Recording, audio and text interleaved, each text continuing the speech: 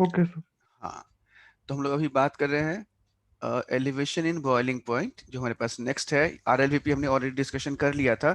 उसमें हमने एक फॉर्मूला क्या डिराइव किया था बच्चों, इफ यू रिकॉल, इसका फॉर्मूला क्या था? हमने दो तरह का फॉर्मूला बताया था आपको। कौन कौन सा फॉर्मूला यूज किया था हम लोगों ने? एक तो हमने यूज किया था, दैट वाज, कौन सा फॉर्मूला था वो? यानी P naught minus P T upon P naught equal to X B. X B. और दूसरा क्या था सस्मित?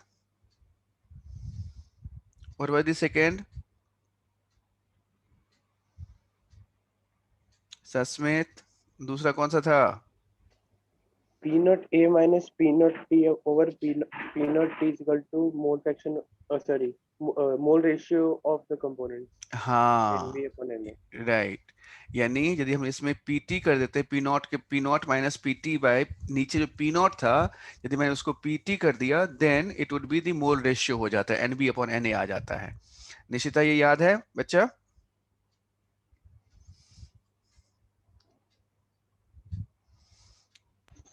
Yes sir. हाँ, बस बस ठीक है। चलो अब उससे आगे चलते हैं हम लोग यहाँ पर। अब जो नेक्स्ट वाला हमारे पास आता है, that is called basically relative lowering of pressure के बाद आता है elevation in boiling point. So what we have understood till now is कि जो बॉइलिंग पॉइंट था वो क्या था? बॉइलिंग पॉइंट मतलब ये था कि वो हमारा प्रेशर या वो टेम्परेचर जहां पर वेपर प्रेशर क्या होता है, इक्वल हो जाता है एटमॉस्फेरिक प्रेशर के, उसको हमने नॉर्मल बॉइलिंग पॉइंट डिफाइन किया था। अब सोचो जरा, यहाँ पर यदि ग्राफ की बात करें तो कौन सा पार्ट ऑफ ग्राफ आएगा फेज डायग्राम का? वही लिक्विड और किसका? गैस वाले का। तो ये गैस वाला वाला। पार्ट आएगा, यही वाला पार्ट आएगा, हाँ या ना? Yes sir. Yes. तो अब इसमें क्या हमने कहा यहाँ पर, सोचो अभी हमने ये कहा है कि इसमें जब हम लोगों ने सॉल्यूशन की बात कर रहे थे, सो जस्ट इमेजिन करके देखो यहाँ पर कि यदि मैंने ये कहा है आपसे कि अभी वेपर प्रेशर ये था, किसी भी लिक्विड का वेपर प्रेशर मान लेते हैं थोड़ी देर के लिए कि ये एक वेपर प्रेशर उसका अवेलेबल है, ये वैल्यू जो भी एक्स वाई जेड कुछ भी वैल्यू होगा ये था, ठीक। और ये है हमारा एटमॉस्फेरिक प्रेशर, ये है ATM.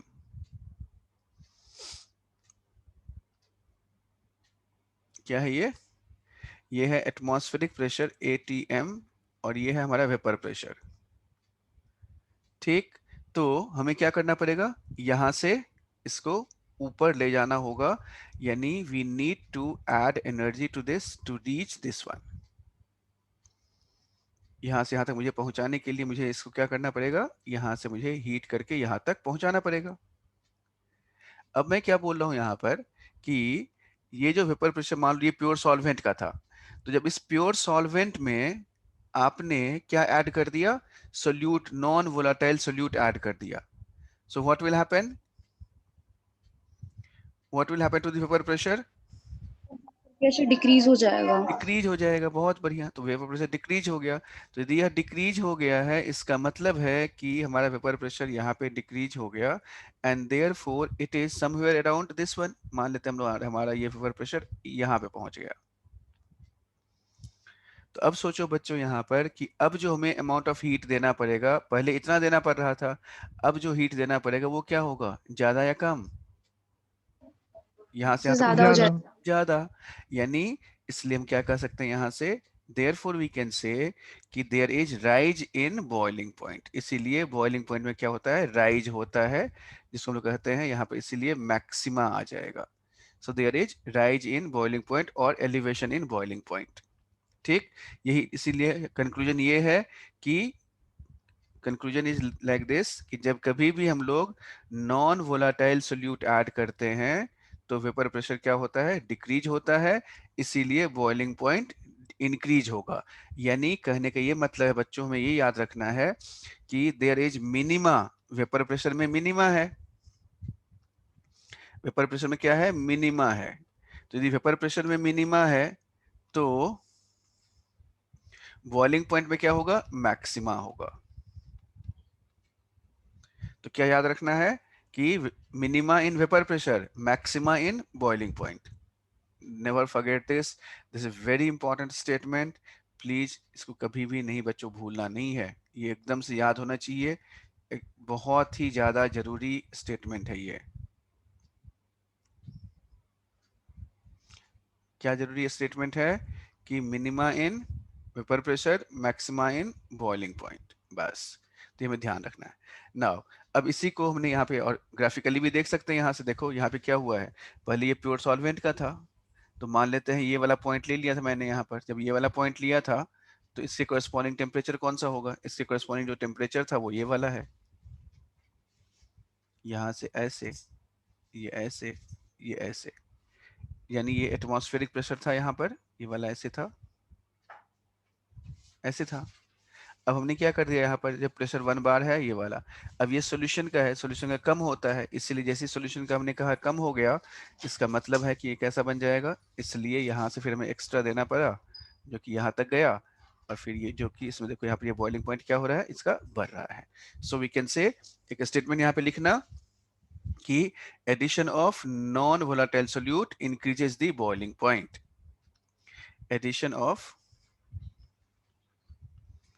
Addition of non-volatile solute, non-volatile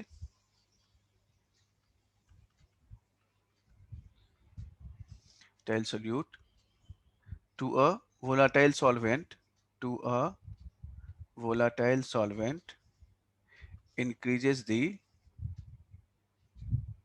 boiling point. ठीक, and so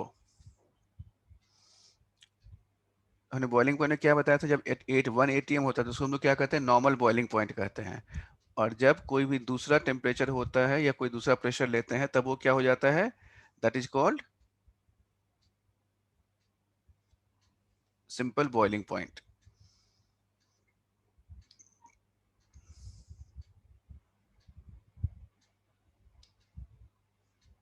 ठीक है। Yes sir.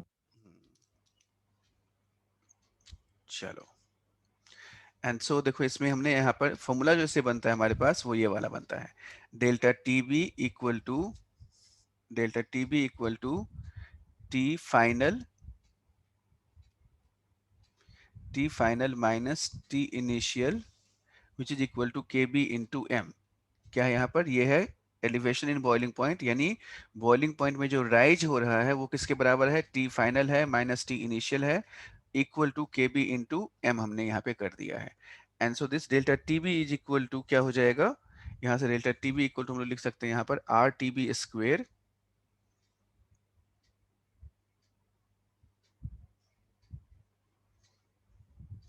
ठीक, R T B square by 1000 LV।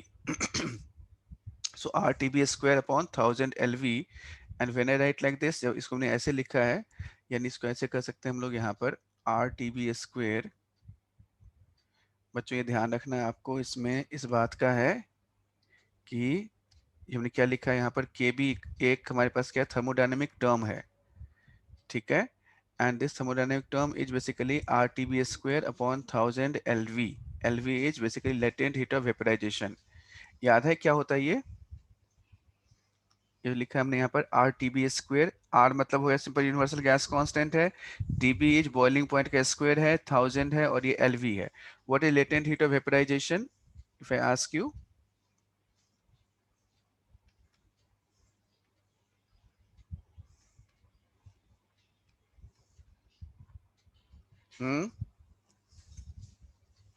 What is that? Sir, the extra heat absorbed by the substance to turn from liquid to gas. Extra heat required to turn liquid to gas. Absorbed by the हाँ हाँ, substance. नहीं इसमें ये बिल्कुल ऐसे समझो कि जैसे हम लोग हीट कैपेसिटी कहते हैं, हीट कैपेसिटी क्या था, हीट कैपेसिटी कहते हैं ना कि हमारे पास 1 ग्राम को हम लोग जब ये वाला लेते हैं, यूनिट मास को यूनिट टेम्परेचर से बढ़ाने में जो हमें हीट देनी पड़ती है, ठीक।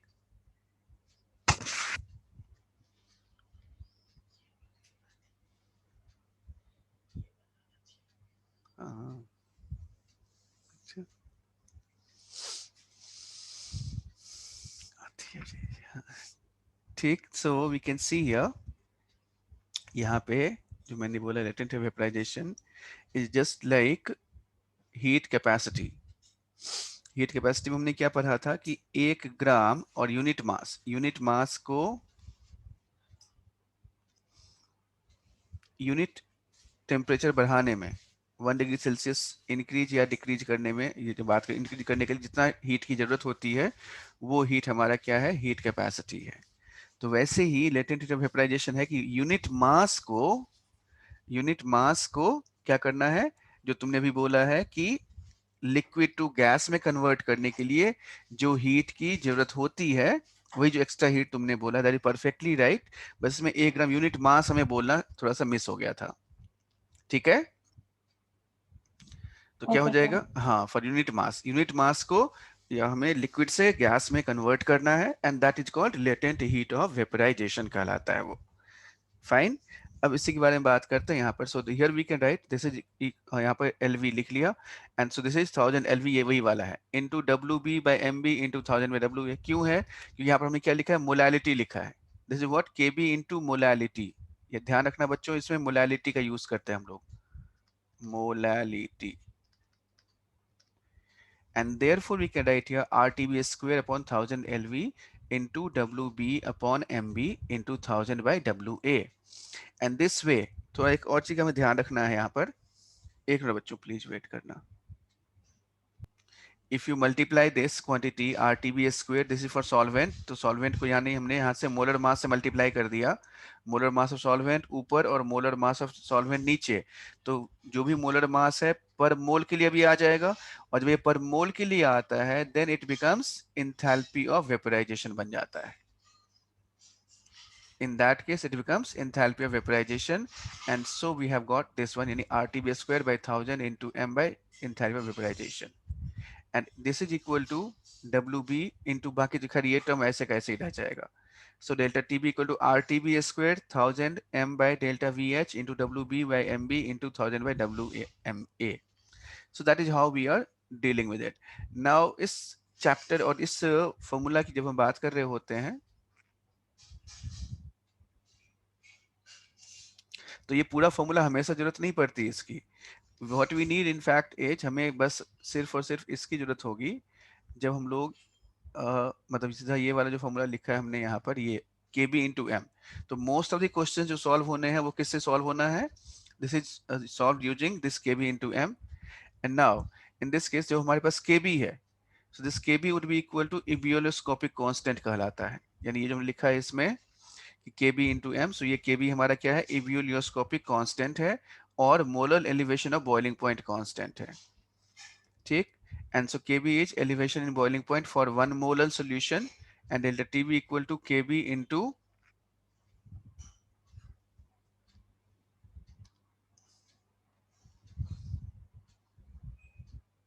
ये है बेसिक फॉर्मूला।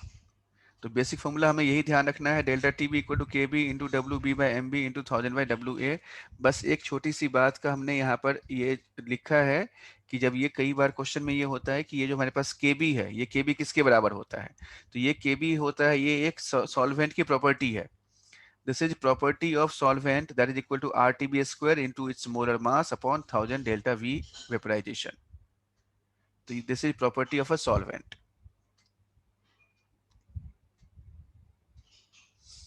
ये नहीं, इसमें ये जो टर्म है हमारे पास, this is dependent on solvent है, ये this is dependent on solvent.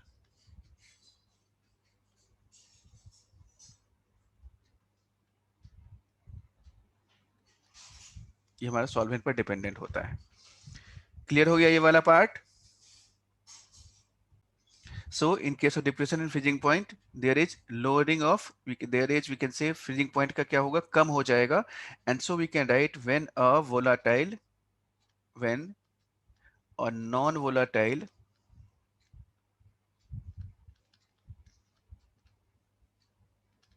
solute is added to a volatile solvent, freezing point decreases। Freezing point क्या होता है, डिक्रीज कर जाता है। And so here we need to understand again, याद करो when I say freezing point, तो इसमें फेज डायग्राम में कौन सा पार्ट आ रहा था, याद होगा हमने जो पढ़ा था फेज डायग्राम कहीं पे पढ़ा तो होगा ही, सॉलिड और लिक्विड वाला। हाँ सॉलिड और लिक्विड वाला। वो कैसा बन रहा था सॉलिड और लिक्विड वाला? सॉलिड और लिक्विड वाला जो पार्ट था हमारा वो कुछ इस तरह का बन रहा था, लाइक दिस,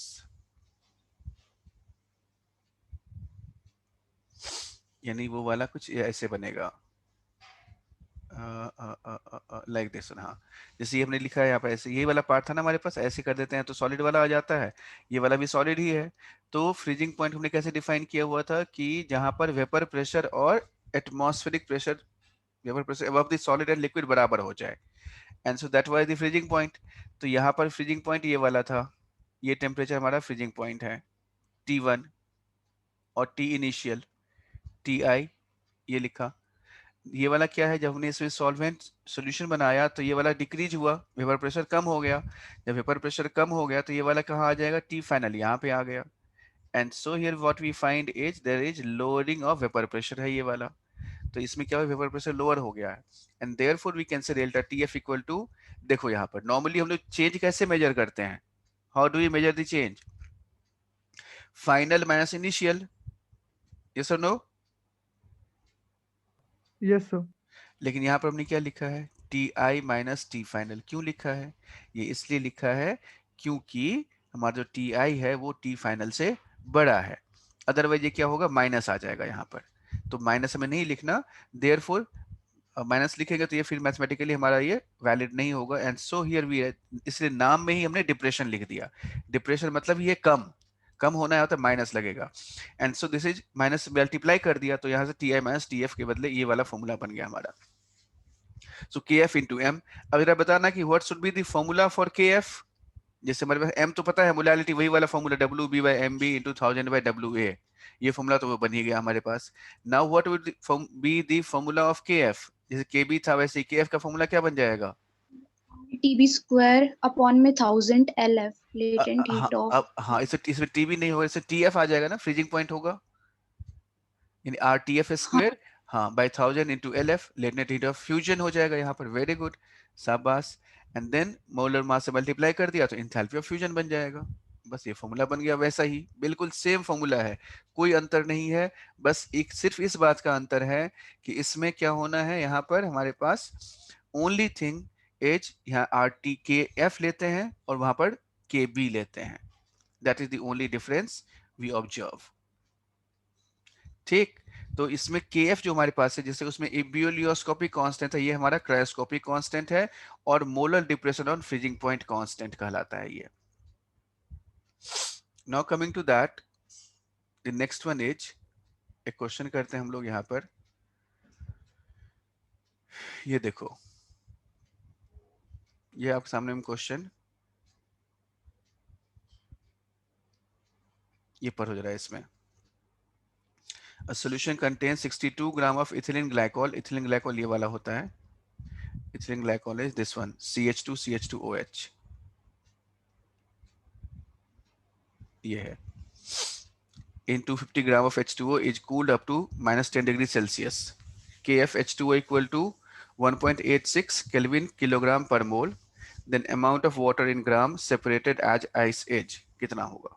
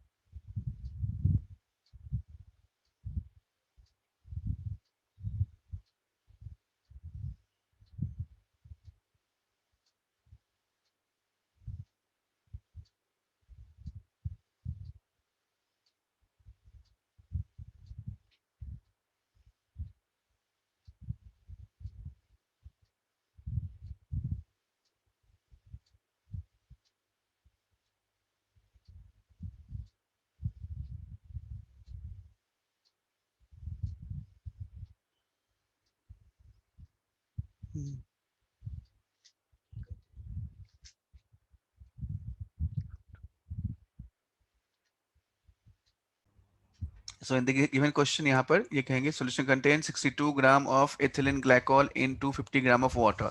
So initial जो molality होगी वो हमें इस वाले डेटा से मिल जाएगी, and so we can easily calculate initial molality of this solution.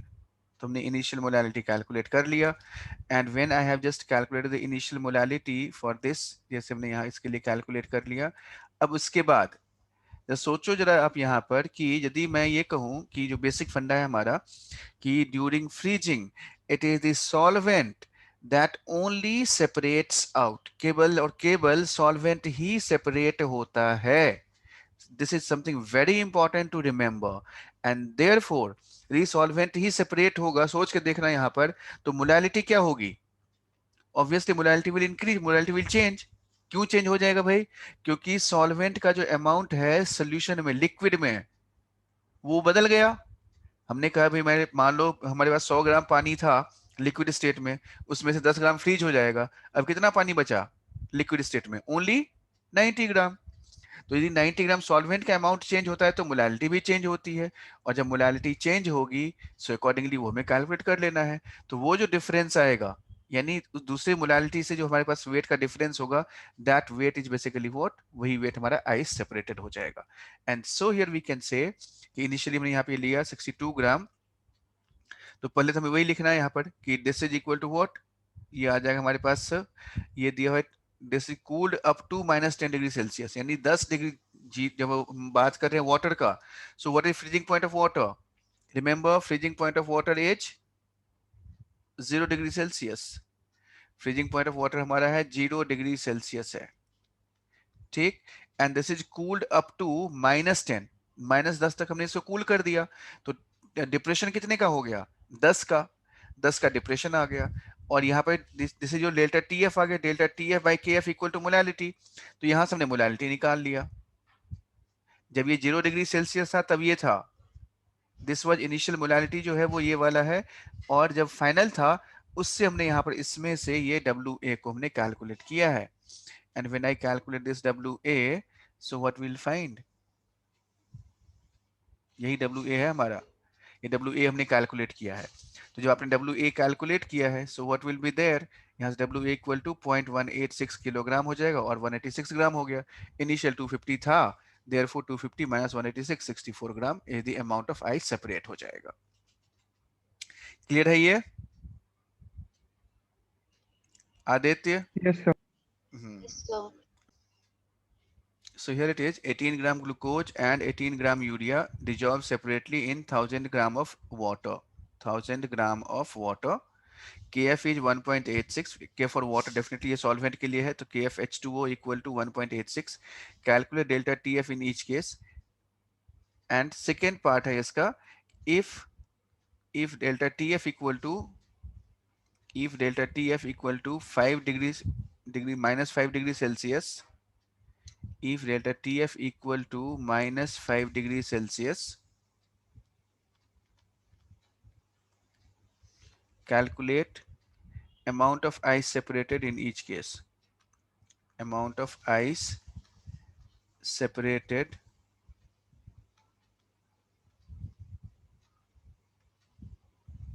in each case.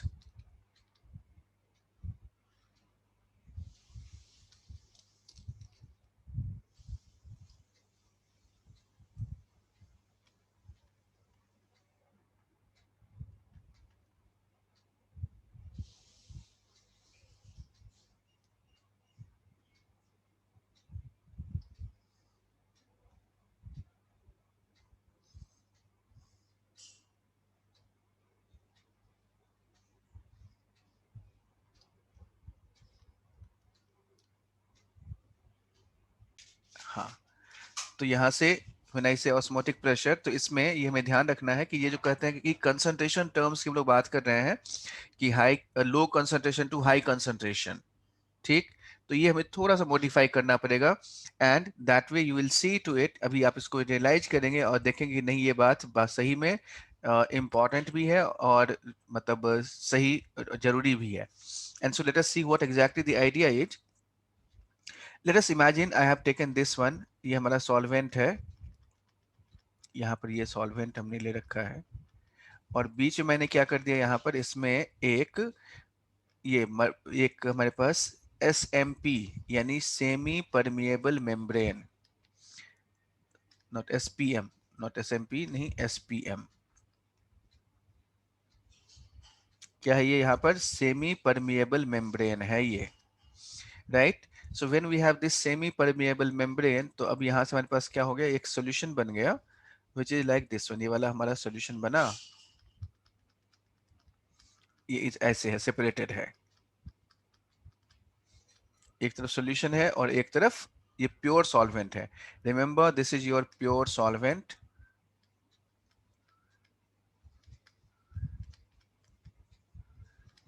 और ये हमारा प्योर, ये हमारा सॉल्यूशन है, नॉट प्योर तो खैर क्या कहना, सॉल्यूशन अपने आप में इम्प्योर हो गया, तो ये सॉल्यूशन है। नाउ कंसीडरिंग दिस वन, तो यहां से पहली बात हमारे पास ये है कि यहाँ पर इनिशियल कंडीशन में ये था, but after some time what will happen, कुछ दिनों बाद हम लोग यहाँ पे ये ऑब्जर्व करते हैं कि इसमें से ये भी प्रेजेंट है, ये सोल्यूट पार्टिकल्स हैं, वही नॉन वोलेटाइल वाले। What we observe is after some time ये इसमें जो लेवल है, इसका लेवल थोड़ा सा ऊपर चला जाता है और इसका लेवल थोड़ा सा नीचे हो जाता है, यानी after some time what we observe is, इसी को हमने ट्रांसफॉर्म कर दिया इस वाले में, and so here we can say, अब हम लोग इधर चलते हैं, यहाँ पर इधर चलेंगे तो यहाँ से ये वाला बना, यानी यहाँ से इसमें से जो सॉल्वेंट पार्टिकल्स थे, these solvent particles are moving to this one. ध्यान देना बच्चों, यहाँ पर सॉल्वेंट पार्टिकल यहाँ से यहाँ मूव हुआ है, एज ए रिजल्ट क्या हो जाएगा, यहाँ से इसी कारण से देयर वुड बी, इसमें जो लेवल है, इसमें जो सॉल्वेंट का लेवल है वो यहाँ तक आगे नीचे आ गया, ये वाला यहाँ पे यहाँ तक हो गया, और इसमें क्या होगा, ये वाला ऊपर चला गया, इसमें ये वाला हमारा ऊपर चला गया। तो ये जो डिफरेंस है यहाँ से, एक ये जो आपको डिफरेंस दिखाई दे रहा होगा, दिस डिफरेंस इज देयर, ये डिफरेंस है प्रेशर का। एंड दिस P इज, यदि चूंकि लिक्विड सॉल्यूशन है तो लिक्विड का जो प्रेशर होता है वो कैसा होता है, कौन फॉर्मूला हम लोग यूज करते हैं, P बराबर rho into G into H।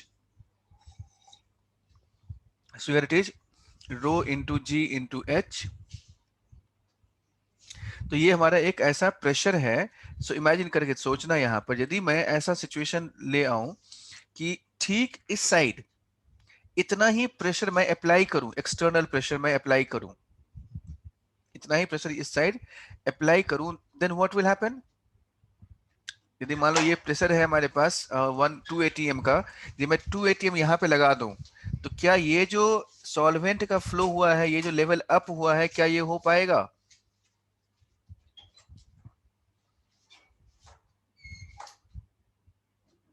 हाँ या ना। ये बात समझ में आई आपको, मैंने क्या पूछा है, क्या सिचुएशन बोला है, hello. Yes, sir. So what will happen,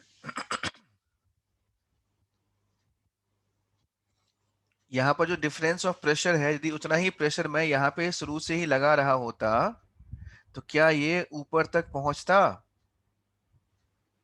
no sir, उसमें प्रेशर डिफरेंस 0 हो जाता। हाँ, तो नहीं पहुंचता। तो कहने क्या मतलब है, यदि यह नहीं पहुंचता इसका मतलब सॉल्वेंट का फ्लो हो पाता, ये क्यों अप हुआ है, क्योंकि सॉल्वेंट यहाँ से फ्लो हुआ है। तो ठीक यदि एग्जैक्टली अपोजिट प्रेशर यदि मैं उतना ही लगा दूं यहाँ पर, तो ये फ्लो नहीं होता सॉल्वेंट का, यानी जो प्रोसेस ऑफ ऑस्मोसिस है वो रुक जाता। कैन यू से like that? Yes, sir. And therefore, और यही चीज है हमारा, यही इसी से हम लोग ऑस्मोसिस डिफाइन करेंगे, इसी से हम लोग ऑस्मोटिक प्रेशर डिफाइन करेंगे। And so we define it in a way like that, कुछ ऐसे डिफाइन करते हैं कि, so just note it down, the flow of solvent through semi permeable membrane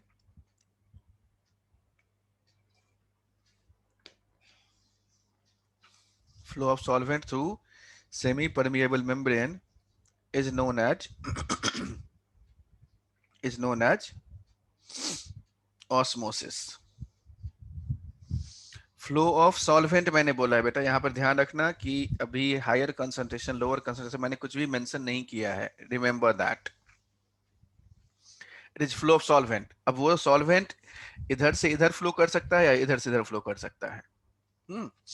now इसके बाद दूसरा टर्म यहाँ पे लिखो, osmotic pressure. So basically this is flow of solvent through a semi permeable membrane. Semi permeable membrane is just like a filter की तरह है, वो फिल्टर का डिपेंड करता है साइज पर, यानी इसका जो साइज होता है सेमी परमिएबल मेम्ब्रेन में, that size is allowing only solvent to pass through, not to solute. Solute के लिए वो अलाउड नहीं करता है, लेकिन सॉल्वेंट का मॉलिक्यूल इसमें आसानी से पास कर सकता है। And that is why it is called semi permeable membrane. और ये कहीं कहीं पे मतलब डिपेंडिंग अपॉन द नीड, उसके हिसाब से हम लोग इसको क्रिएट करते हैं। For example you might have seen, जब आप इसमें एग की हम लोग बात करते हैं, if you look at the egg, यदि आप एग की बात करो तो एग में जो हमारे पास होता है, एग में हम देखें यहाँ पर, जैसे ये है एग बन गया हमारे पास। तो जब आप एग के को क्या किया, आपने बॉईल कर लिया, just take a boiled egg. अब इस बॉइल्ड एग को हमने क्या कर दिया, बॉइल्ड एग लिया, ठीक। अब इस बॉइल्ड एग में हमने क्या किया है, यहाँ पर इसमें हमें करना ये है, इस बॉइल्ड एग को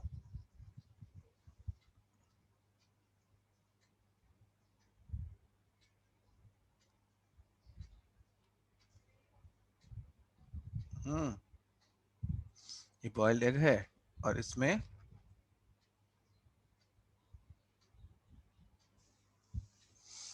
इसको क्या करना है आपको कि इसके लेकर के एक विनेगर का सॉल्यूशन बना लो और उसमें इसको डाल दो।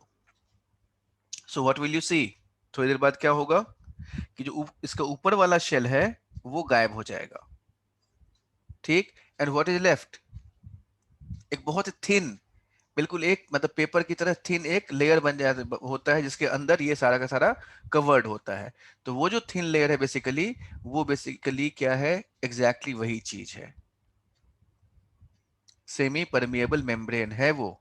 क्या है वो, सेमी परमिएबल मेम्ब्रेन। तो ऐसे ही सेल्स जो होते हैं वो ऑलमोस्ट बहुत सारे लिविंग थिंग में, definitely you might have studied in botany as well, तो आपने शायद उसमें पढ़ाई होगा, कहीं ना कहीं इसकी चर्चा होगी ही। तो वैसे ही जैसे अनियन की बात करते हैं, तो अनियन में भी ऐसे ही लेयर्स बने हुए होते हैं। And so we can say these are called semi permeable membrane which allows solvent to pass through but not to solute, which is permeable to solvent not to solute. अब यहाँ पर फिर दूसरा डिफिनेशन हम लोग यहाँ पे लिखेंगे इसमें, osmotic pressure. So when I say osmotic pressure, so we need it और we need to write here is that, यहाँ पे हमें ये लिखना है कि this is external mechanical pressure, the external mechanical pressure, the external mechanical pressure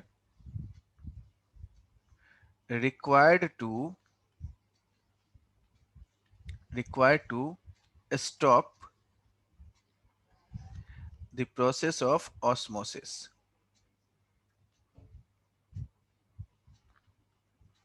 external mechanical pressure required to stop the process of osmosis, जो osmosis को process को रोक दे, बाहरी प्रेशर, वो एक्सटर्नल प्रेशर, ये जो पी एक्सटर्नल है हमारे पास यहाँ पर, and this P external equal to what, P which is equal to rho into G into H, इसके बराबर है।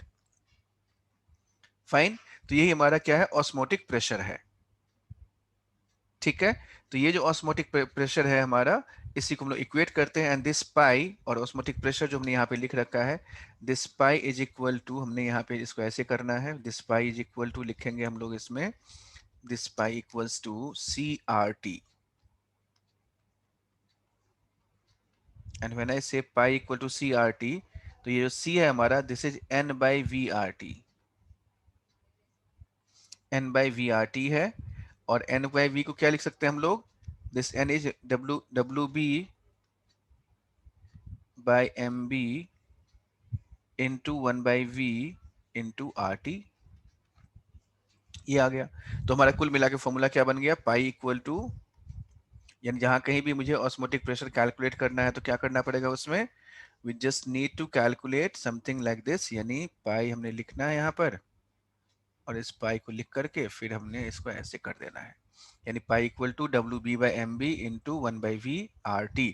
तो यहाँ से बच्चों देखो हर एक चीज आप थोड़ा सा ये ध्यान रखना कि ये जो हम लोग कॉलिगेटिव प्रॉपर्टी पढ़ते हैं, बेसिक आइडिया यही है कि मोलर मास हम लोग कैसे डिटरमाइन करेंगे, उसी के बारे में चर्चा है। तो यहाँ से हमारे पास एम बी आ जाएगा। And this osmotic pressure is the most appropriate and most important method. इसमें एक छोटी सी बात है। छोटी सी बात क्या है यहाँ पर कि जहां कहीं भी जब हम किसी दो सॉल्यूशन की बात करेंगे, when we talk about two solutions कहने का मतलब ये है, सपोज मान लो मैंने ऐसे ले लिया कि दो solutions को कंपैरिजन करते हैं, रिलेटिव की बात कर रहे होते हैं। so while comparing two solutions, so in that case while comparing two solutions, तो उस केसेज में हमें क्या करना है यहाँ पर कि two solutions are taken, in that case if pi 1 equal to pi 2, यदि pi 1 और pi 2 दोनों बराबर हैं, then we say this is what, ये वाला क्या हो गया, आइसोटोनिक हो गया। so we can say this one is isotonic। pi 1 equal to pi 2 है हमारा, तो वो क्या होगा, आइसोटोनिक हो जाएगा। जब हमारे पास pi 1 ग्रेटर देन pi 2 है तो वो क्या होगा, दैट इज, ये मैं स्पेशली ध्यान रखना ये टेबल को देखो, यहाँ पर तुमने क्या सब लिखा है इसमें, pi 1 equal to pi 2 isotonic, pi 1 greater than pi 2 hypertonic, pi 1 less than pi 2 hypotonic. इसका क्या मतलब हुआ बच्चों, ध्यान से सुनना, समझना इस बात को। हमने कहा रिलेटिव टर्म है, तो पाई 1 और पाई 2 यदि हमने ये कहा है कि दो सॉल्यूशन लिया, दोनों के वेपर प्रेशर बराबर है, यानी पाई 1 और ऑस्मोटिक प्रेशर बराबर है, तो ये दोनों आइसोटोनिक हो गया। यदि मैं ये कहता हूँ पाई 1 बड़ा है पाई 2 से, इसका मतलब ये हुआ, मैं ये कह रहा हूँ, क्या कह रहा हूं यहां पर कि जो वो सॉल्यूशन जिसका ऑस्मोटिक प्रेशर दूसरे सॉल्यूशन से ज्यादा है वो हाइपरटोनिक है। या यदि मान लो मैंने एक कहा कि ये वाला सॉल्यूशन है, इसके इससे ज्यादा इसका है, तो ये वाला क्या होगा, हाइपरटोनिक हो जाएगा। जिसका कम है वो हाइपोटोनिक हो गया, कम वाला हाइपोटोनिक, ज्यादा वाला हाइपरटोनिक। सो कम, ऐसे मैं लिखता हूं यहां पर, कम वाला क्या है, कम है तो वो क्या हो गया, दैट इज हाइपरटोनिक। जैसे कम है तो हाइपोटोनिक, हाइपोटोनिक, और ज्यादा है तो क्या होगा, वो hypertonic. Hyper is always leading to the word, hyper का मतलब ही है ज्यादा। हाइपर जो कहते हैं हम लोग, जैसे तुम लोग बात बात में हम लोग कई बार सुनते होंगे या बातचीत करते वक्त आपने नोटिस किया होगा कि हाइपर मत हो। हाइपर मत हो मतलब ज्यादा गुस्सा मत करो या ज्यादा टेंशन ना लो, हाइपरटेंशन है। तो यही हाइपर उसी वर्ड के लिए यूज होता है, हाइपो कम के लिए, हाइपर ज्यादा के लिए। ठीक, so that way we are comparing to different solutions, and so will, इससे और आगे की हम लोग यहाँ पे, तो ये वाला बन गया हमारे पास हाइपरटोनिक और हाइपोटोनिक। नाउ अभी मैंने कहा था कि कंसंट्रेशन की बात हमने की थी, तो अगेन बच्चों एक छोटी सी बात आप इसमें रिलेट करो। आपको याद है मैंने आपको क्या कहा था इस पूरे चैप्टर के बारे में, जब हम लोग इस चैप्टर को डिस्कशन कर रहे थे, then what I have told you, इस पूरे चैप्टर का जीस्ट क्या है या इसका इंपॉर्टेंट एस्पेक्ट क्या है, वेपर प्रेशर। ठीक, तो अभी भी हमने वही चीज उसी पे हम लोग स्टिक करते हुए, मुझे और आपको यही ध्यान रखना है, आप इसमें कंसंट्रेशन को भूल जाएं। Don't let concentration confuse you. आपको इस बात का ध्यान रखना है कि किस साइड वेपर प्रेशर ज्यादा और किस साइड वेपर प्रेशर कम। अब जरा बताना यहां पर, जैसे हमने ये लिया, ये ए साइड है हमारे पास और ये वाला साइड बी साइड है। यदि मैं आपसे पूछूं, मानसी जवाब देना है आपको, यदि हमने ए साइड की बात की और ये बी साइड की बात की है, तो ए और बी साइड में किसका वेपर प्रेशर ज्यादा, किसका वेपर प्रेशर कम? सर ए का ज्यादा बी का कम। क्यों? सर क्योंकि एरो बी की तरफ है, मतलब जो मूवमेंट हो रही है वो बी की तरफ हो वेरी रही है। गुड, शाबाश शाबाश। ये क्या बात हुई, मैंने कुछ और पूछा, तुमने जवाब कुछ और दे दिया। एरो तो वो तो हमने पता ही है कि ये वाला ऐसे है, मैं पूछ रहा हूँ वेपर प्रेशर किसका ज्यादा होगा, मैं ये पूछ रहा हूँ, मैंने सवाल ही कुछ और पूछा है। वेपर प्रेशर ऑफ इस सॉल्यूशन का वेपर सर प्रेशर और इस ए का सॉल्यूशन ज्यादा होगा ना क्यों होगा ज्यादा, वही पूछ रहा हूँ मैं, व्हाई? सर, क्योंकि मूवमेंट ऑफ सॉल्वेंट बी की तरफ हो रही है। बच्चा फिर से वही बात, भूल जाओ मूवमेंट ऑफ सॉल्वेंट, अभी भूल जाओ आप। बेसिक क्या है, बेसिक बेसिक इधर ये है क्या बेसिकली हमारा, what is this? Pure Solvent. solvent. Pure solvent, और ये क्या है? Solution. सोल्यूशन। तो दोनों के वेपर प्रेशर में कोई रिलेशन है? What is relation? Pure solvent का ज्यादा होता है। बच्चे मानसी कहाँ से गुम हो गई है तुम अचानक से? इसी को कहते लॉस्ट हो जाना। देखो हमने क्या पढ़ा था यहाँ पे, देखो ये क्या था? मानसी कैमरा ऑन करो, हाँ जी सर, solvent. कैमरा ऑन करो 1 मिनट के लिए।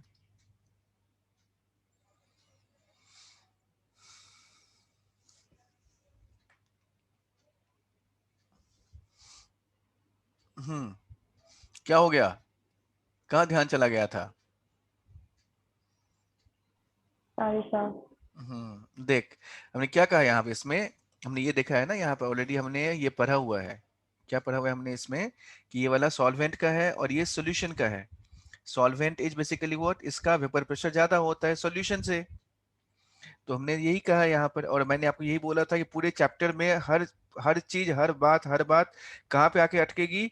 यहाँ पे यही आके अटकती है, वेपर प्रेशर।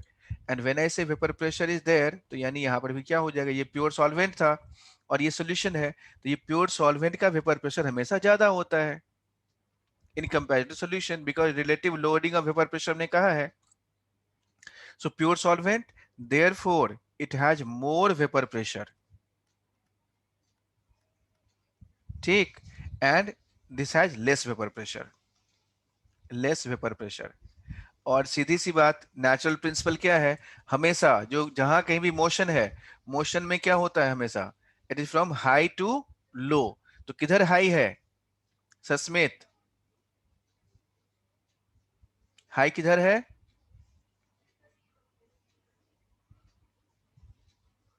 सस्मित?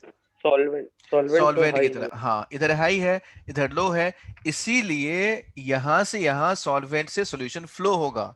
इसलिए नहीं, अब देखो मानसी तुम क्या बता रही थी और मैंने क्या कहा? प्योर सॉल्वेंट का वेपर प्रेशर ज्यादा है, इसीलिए सॉल्वेंट से सॉल्यूशन की तरफ मूव करेगा।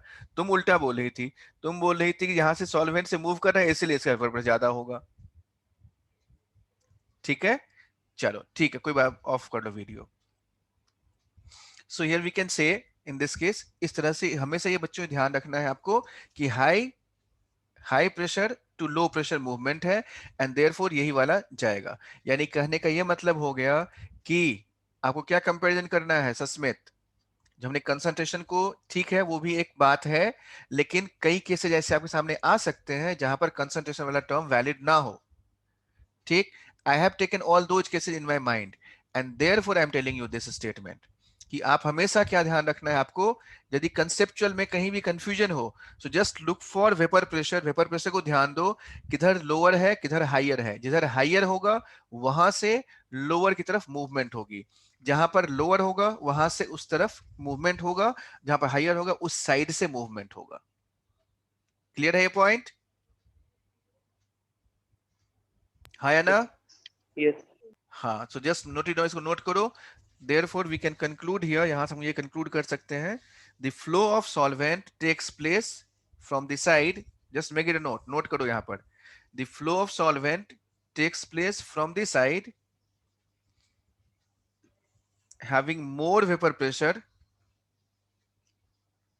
having more vapor pressure,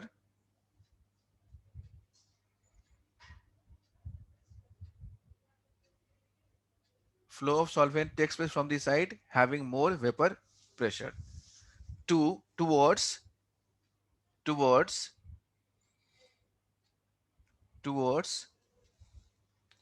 the side where, towards the side having lower vapor pressure, towards the side having lower vapor pressure.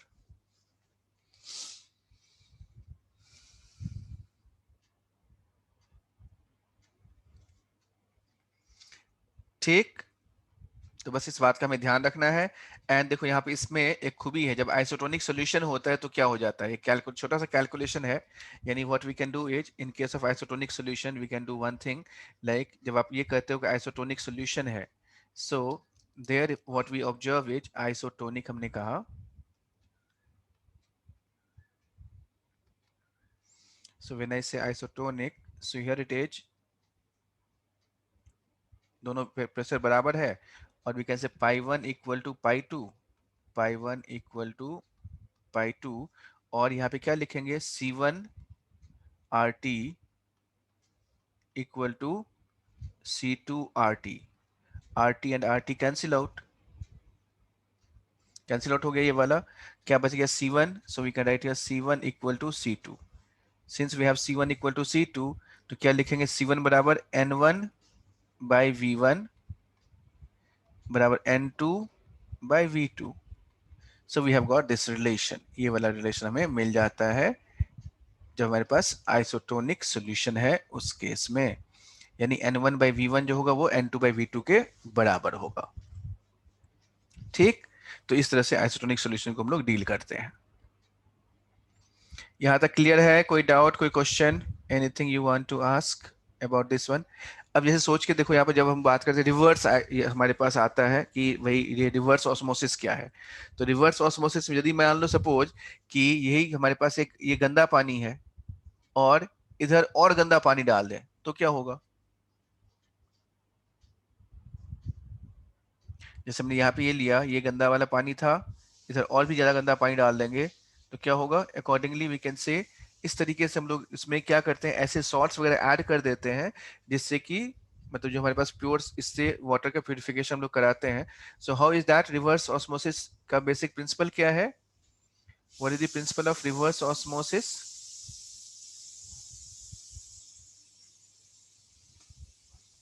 और what is meaning of reverse osmosis? Any idea?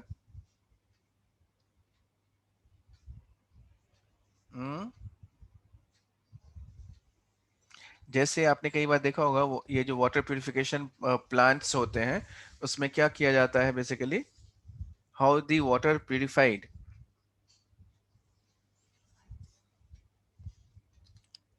एक minute बच्चों,